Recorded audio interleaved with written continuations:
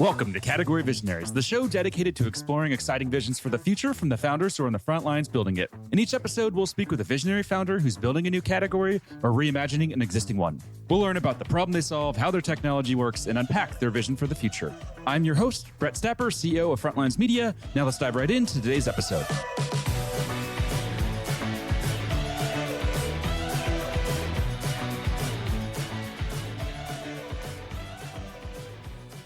Hi, everyone. Welcome back to Category Visionaries. Today, we're speaking with Steff Gerhart, co-founder and co-CEO of ecoLocked, a climate tech startup that's raised over $6 million in funding. Steff, how are you?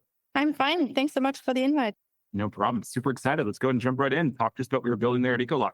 Yes. So we are developing CO2 negative concrete admixes to turn buildings into carbon sinks. And take us back to the founding of the company. How did you get into this world? It seems like a very niche business. It is niche for sure, but it's actually building on a much larger problem. So as you probably have discussed in previous podcasts, we really need to scale up carbon removal. So for a long time, the focus was on emission reductions. And at some point, the IPCC said, well, emission reduction, we need to do all we can, but even in best case scenarios, we will not get close to our climate goals. We additionally need to suck CO2 out of the atmosphere, so carbon removal. And if we look at technologies there, most of them are really early stage, not ready to scale, and highly energy intense and super expensive. And then there's this one technology, which is biochar carbon removal. And biochar carbon removal already accounted in 2023 for over 90% of all the CDR credits that were sold in the market. But still, it's really small. So even though it's the largest and most dominant technology, it is small and we really need to scale it up. And the challenge that this industry has, despite all of the advantages, is it lacks scalable end application for the product that it's producing, which is a kind of a material called biochar. And my co-founder, Michael, he's CTO, so engineer, environmental scientist. He came across biochar and he was like, oh, that's such a cool technology.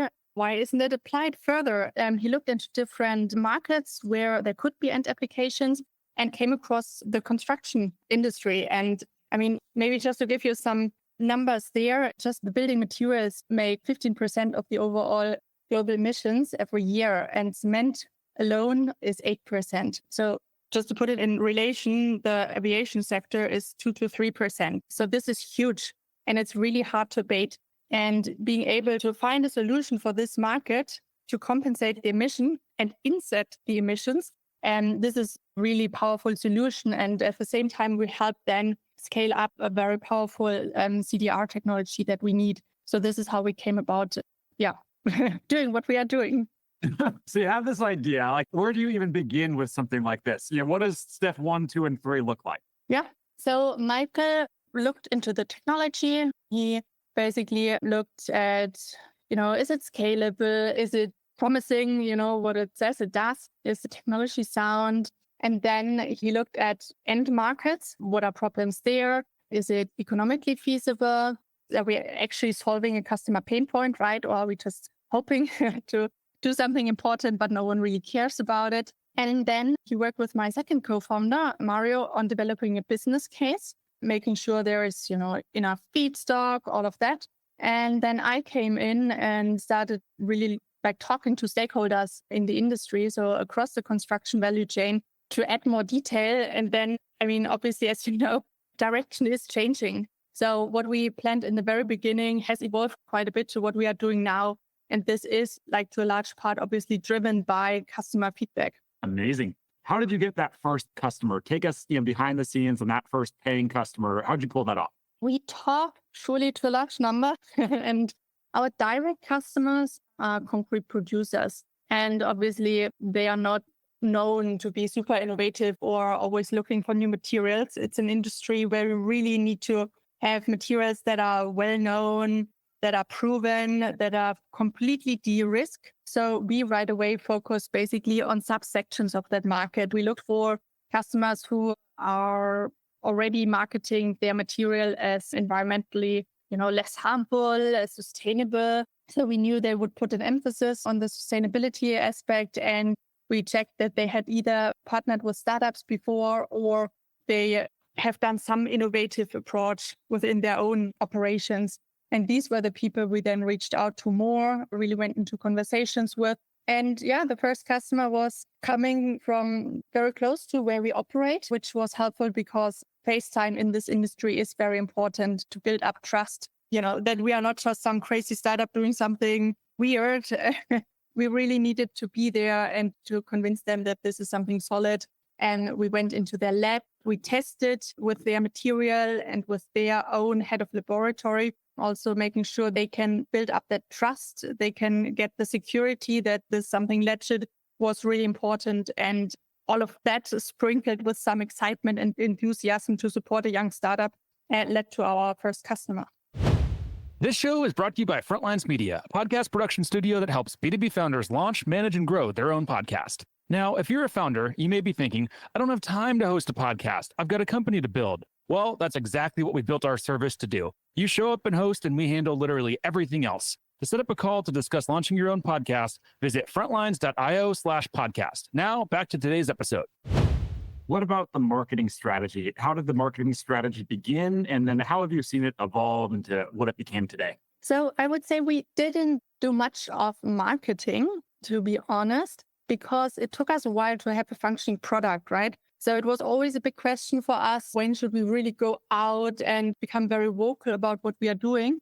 Because we knew it would take some time. And there's the risk then that you go out, everyone is like interesting and looking and wanting to talk, but you're not ready.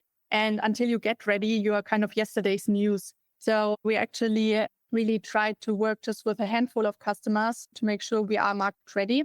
And we are ramping up our marketing efforts really just, I would say, in the last few months. So this is kind of 2 years from founding. Before that, it was really a one-on-one approach with selected customers that we had proactively reached out to. What markets are you serving today? Is this just in Germany? Is it all over Europe? What does that look like? So we are mostly in Germany, but we have customers in the Netherlands. And we are talking to a bunch of prospects across Europe. So Italy, UK, France, Denmark, Spain. So it's like we do get requests also from the US, from Canada, from South America, and then also a lot from Asia. But since we rely on a supply chain that right now we are focusing here on the kind of European part, that would be quite some effort to build up a new supply chain in that other market. So this is why we are really concentrating our efforts regionally. And if we decide to go into the new region, then, we would do preparation and do it with full force. What are you doing to, get out into the market and build trust? Is there anything specific that you've done that you've really seen work? I know startups always struggle with that. And given your market, I have to imagine that trust is very, very important. How do you go about building trust? Yeah, no, it is. And the market actually is, yes, it's big, but everyone talks of the concrete mafia and the cement mafia. It's maybe a little bit mean, but it's also very descriptive in everyone knows everyone and people talk a lot amongst each other. So really like the reputation that you have is important and you don't want to screw it up. So for us, we really always try to find a good balance in transparency.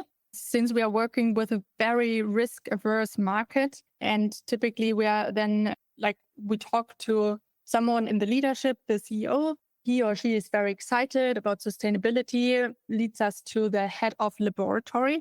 And those guys are obviously technically extremely skilled, extremely experienced, and very much focused on all the risks and what can go wrong. So we kind of need to balance these conversations by obviously being open in what our product can and cannot do, any risks or any unknowns, because of course there are unknowns with such a new product, without scaring them away or being not getting them excited.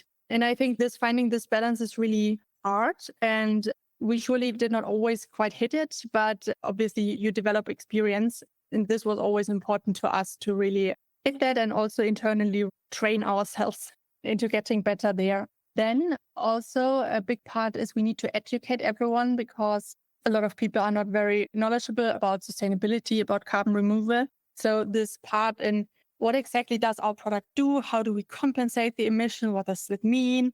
This is a whole new topic that they have never been in touch with before. So what we did there is we really spent time and also money in creating good infographics, for example, or, the short videos that explain stuff very simple is what we want to do next. We invest a lot in thought leadership in terms of, communication on LinkedIn, writing blog posts that really go into the depth of certain matters. And we are out a lot in the industry on conferences and panels and, these types of things to really raise a lot of awareness and demonstrate that thought leadership.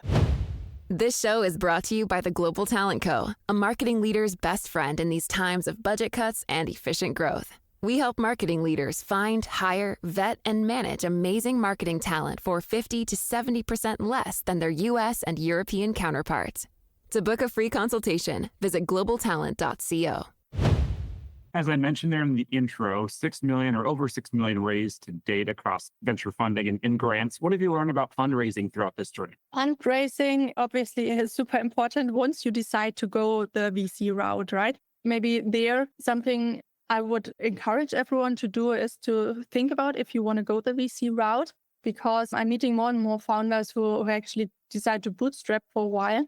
And so for us, this never was really an option. But if you can do that, I think this is worthwhile at least exploring that option, because obviously with having investors and shareholders, there comes a bunch of work that is just on top. Like if you compare a startup that is bootstrapped versus one that is doing the exact same thing, but has investors, you have like at least 2-3 employees just managing the investors. And that sounds a lot, but it's like really the case. Like you have like investor relations, they have questions, you need to manage them, you need to prepare reporting, you need to do just a lot of admin stuff to kind of manage that relationship, keep track, do the KPIs. Overall, I think this is something the other startup should do as well. That is bootstrapping a lot of that, like, just sound business operations and KPIs and so on. But it's easy to kind of ramp it down, right? And really focus on the activities. So I think this is something just to keep in mind. And the other thing for sure is that if you rise in deep tech, in climate tech, it's when you're not like working on a digital product, but you need hardware. In our case, we needed a laboratory. This is a whole different story in terms of how quickly, the hockey stick goes up and how much money you need early on. So a lot of investors, even though they say they want to invest in climate tech, shy away from that. And in the end, decide, for that next digital tracking tool or whatever. So I think it's just important to clearly establish very early on in fundraising what you're doing. And if they are like interested in that, because then you can save a lot of time, probably 60-70% of the investors go away. And then you can really focus on the bunch that is willing to go that journey with you. And having the right investors is just so incredibly important for your success. Yeah, makes perfect sense. Now, final question for you before we wrap. Let's zoom out 3 to 5 years into the future. What's the big picture of vision look like? So for us, we really need scale, right? Because in the end, we are in this for the climate. We want to unlock the built environment as a carbon sink for this biochar industry. And that means we need to demonstrate that we are able to handle the complexity that comes along with its material and able to kind of process it in a way that it can consistently be introduced into the construction value chain. So this is more of a focus for the product team. So not so much the focus of our conversation today. In terms of go-to-market, I would say it is to expand. So right now we are in one particular market in, let's say, Central Europe. So we are looking for expansion regionally, Europe, and then also going towards North America, Middle East, but also market segment-wise for us, it will be important to become more cost competitive, to bring down the green premium, and then move from the premium market into the mass market. Amazing. I love the vision. I really love this conversation. We're going to wrap here. Before we do, if there's any founders that are listening in that want to follow along with your journey, where should we send them? Definitely check out our website.